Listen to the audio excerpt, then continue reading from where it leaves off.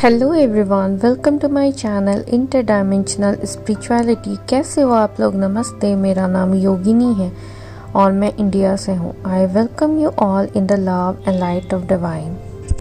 I know ये video काफ़ी दिनों के बाद आ रहा है। उस डिले का ये कारण है कि मैं महाकुंभ में गई हुई थी और भगवान की कृपा से बहुत अच्छा एक्सपीरियंस रहा। आज के इस वीडियो का टॉपिक है गुरु। अक्सर लोग मेरे पास आते हैं ये सवाल लेकर के कि हमें हमारा गुरु कब मिलेगा, कौन है जिसे हम गुरु बना सकते हैं, गुरु के अंदर क्या क्वालिटीज़ होनी चाहिए।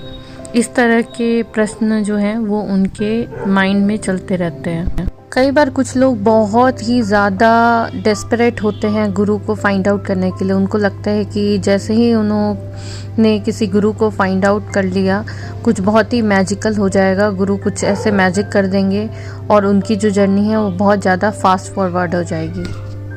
और ज़्यादातर लोगों की कल्पनाओं में जो गुरु होते हैं वो कोई सन्यासी, इस तरह के कोई पर्सन होते हैं जिन्होंने पूरी दुनिया को त्याग रखा हो, और इस तरह की इमेज होती है उनके मन में, गेरुए वस्त्र और पूरी दुनिया को त्याग रखा हो। जब भी गुरु के बारे में कोई सोचता है तो इसी तरह की चीज़ें सोचता है।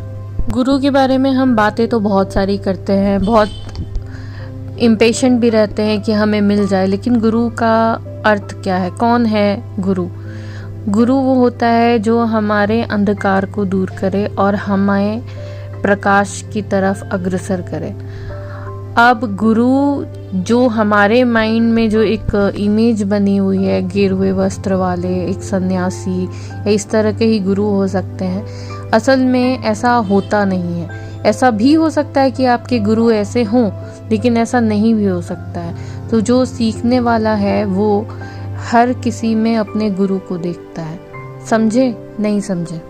जिससे भी आपके मन का अंधकार दूर होता है वही आपका गुरु है। यहाँ पे आज मैं आपको एक कहानी सुनाने वाली हूँ पिंगला की। पिंगला एक वेश्या थी और पिंगला का यही काम था कि उसके जो भी ग्राहक आते थे उससे ज़्यादा से ज़्यादा धन लेना और अपने रूप जाल में उनको मोहित रखना। और पिंगला बहुत ज़्यादा सुंदर थी, तो इसीलिए बहुत लोग उससे बहुत ज़्यादा आकर्षित होते थे। उसके आकर्षण में कोई कमी नहीं थी, बहुत ही ज़्यादा सुंदर थी पिंगला, और उसे धन के सिवा और किसी चीज़ में कोई इंटरेस्ट नहीं था। अब एक बार की बात है कि एक ब्राह्मण देव थे, वो पिंगला के ऊपर मोहित हो गए। वैसे तो वो बच्चों को पढ़ाने का कार्य करते थे, लेकिन पिंगला की सुंदरता को देख करके उनके अंदर भी काम वासना जग गई। तो वो पिंगला के पास गए और उन्होंने अपनी इच्छा जाहिर की। तो पिंगला ने ये जवाब दिया कि मैं तो एक वेश्या हूँ और मेरा तो एक मूल्य है जो आपको चुकाना होगा। अगर आप मुझे 100 स्वर्ण मुद्रा दे सकते हैं तो फिर मैं आपकी इच्छा को पूरा कर सकती हूँ। लेकिन ब्राह्मण देव के पास इतने पैसे तो थे नहीं, लेकिन जो ये काम वासना थी वो उनके एकदम सर पे चढ़ गई थी। अब उनको ये बात बुरी लगी कि पिंगला ने उनके आग्रह को ठुकरा दिया, तो उन्होंने पिंगला को ये बोला कि एक दिन मैं तुम्हें ज़रूर खरीद लूँगा और मैं 100 मुद्राओं से ज़्यादा लेके आऊँगा। और इसी ईगो के साथ वो वहाँ से चले गए। अब आगे हम जानते हैं कि पिंगला की ज़िंदगी में क्या हो रहा था। पिंगला की लाइफ में वैसे तो पैसों की कोई कमी नहीं थी, लोग उसके आसपास रहते थे क्योंकि वो बहुत ही ज़्यादा सुंदर थी, तो उसके मोह पास में लोग बंधे रहते थे। पर पिंगला को एक खास व्यक्ति पसंद था। कहीं ना कहीं पिंगला को उसका ही इंतज़ार रहता था और धीरे धीरे पिंगला जो है वो उसको ही ज़्यादा वैल्यू देती थी, उसका इंतज़ार करती रहती थी कि वो कब आएगा कब आएगा। रोज़ शाम से पिंगला बहुत ही तैयार होकर के, श्रृंगार करके उसी व्यक्ति का इंतज़ार करती रहती थी कि कब वो व्यक्ति आएगा और कब पिंगला से बातें करेगा, कब पिंगला को अच्छा लगेगा। तो ये बहुत दिनों तक कंटिन्यू होता रहा। पर एक दिन क्या हुआ कि उस व्यक्ति ने संदेश भिजवाया कि वो थोड़ा देरी से आएगा। पिंगला उसका इंतज़ार करती रही, पूरा बन सवर के श्रृंगार करके इंतज़ार करती रही। बहुत देर हो गई, बहुत देर हो गई, बहुत रात बीत गई। तो पिंगला दरवाजे पे खड़े होकर उसका इंतज़ार करती रही। दरवाजे के थोड़ा सा बाहर बहुत ही बेचैनी से वो टहल रही थी कि वो कब आए, अब आए, तब आए। उसे बहुत ज़्यादा इंतज़ार था उस व्यक्ति का। और ऐसे ही सोचते सोचते पिंगला ने आत्म मंथन करना शुरू किया, आत्मचिंतन करना शुरू किया और उनको एक रियलाइजेशन हुआ। और उन्होंने अपनी सहेली से कहा कि मेरी ये जो दशा है उसका कारण मैं स्वयं हूँ। इस सुख की कामना की आग ही मुझे जला रही है और मैं स्वयं को इसमें राख होते हुए नहीं देख पा रही हूँ। टुकड़े टुकड़े सुख की चाहत के लिए मैं प्रतिदिन मरती हूँ। कुछ पल का योग होता है और फिर वियोग हो जाता है और उस वियोग की अग्नि में मैं जलती हूँ। इस योग और वियोग का जो खेल है वो चलता ही रहता है। शायद ये अनंत काल के लिए भी चले। कुछ पल का योग फिर वियोग। इससे तो अच्छा होता कि मैं उसकी कामना करती जिससे योग के बाद कभी भी वियोग नहीं होता। जितने भावों की गहराइयों के साथ मैं अपने प्रेमी का इंतज़ार कर रही हूँ, यदि इतने ही भावों की गहराइयों के साथ मैंने उसकी प्रतीक्षा की होती जिसे लोग ईश्वर बोलते हैं, तो वो भी मुझे मिल जाता। धिक्कार है मेरे ऐसे जीवन पे जहाँ पे मैं ये नहीं समझ पाई कि इसका मुख्य उद्देश्य क्या है। और ये जो सारी कन्वर्सेशन है वो ब्राह्मण देवता सुन रहे थे। वो ब्राह्मण देवता आज ही पैसे जमा करके और पिंगला को खरीदने आए थे। जब वो अपने वहाँ से निकले थे तो उनके मन में यही इच्छा थी कि आज तो मैंने पैसे इकट्ठा कर लिए हैं, आज तो मैं पिंगला को खरीद सकता हूँ।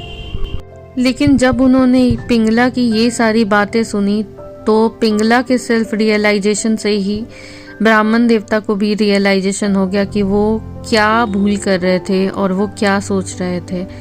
वो तुरंत पिंगला के पैरों में गिर गए और उसी पल पिंगला को अपना गुरु मान लिया।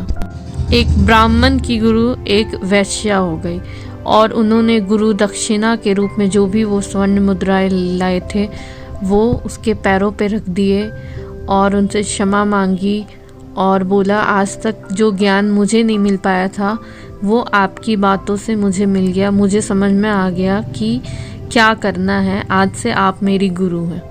तो इस कहानी में दो मेन पॉइंट थे। एक तो पिंगला का सेल्फ रियलाइजेशन था। जैसे ही उनको सेल्फ रियलाइजेशन हुआ, वो भले ही कैसी भी लाइफ जी रही थी, वो एक वैश्या की लाइफ जी रही थी जो इतनी ज़्यादा रेस्पेक्टफुल नहीं थी, लेकिन अभी तक उन्होंने अपना वो प्राइस लगाया हुआ था कि मेरा ये मूल्य है, मेरे सर्विस का ये मूल्य है। लेकिन जैसे ही उनको सेल्फ रियलाइजेशन हुआ, सेल्फ वर्थ का एहसास हुआ, तभी वो बहुमूल्य हो गई।